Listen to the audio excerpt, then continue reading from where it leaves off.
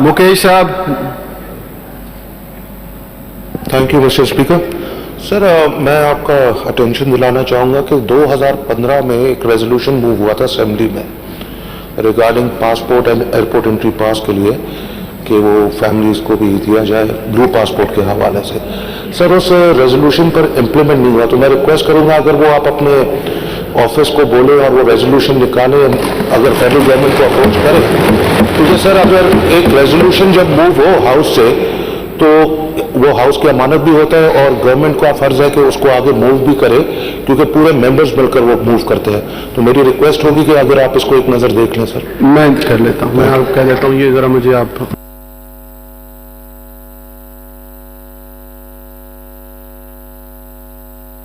उसको दोबारा भेजा जाएगा जी, दोबारा उनसे रब्ता किया जाएगा। फेडरल गवर्नमेंट को दोबारा अप्रोच करते हैं कि ये रेजोल्यूशन असेंबली से पास हुआ है, तो इसमें फर्दर जो भी डेवलपमेंट होगी वो हाउस को बताया जाएगा।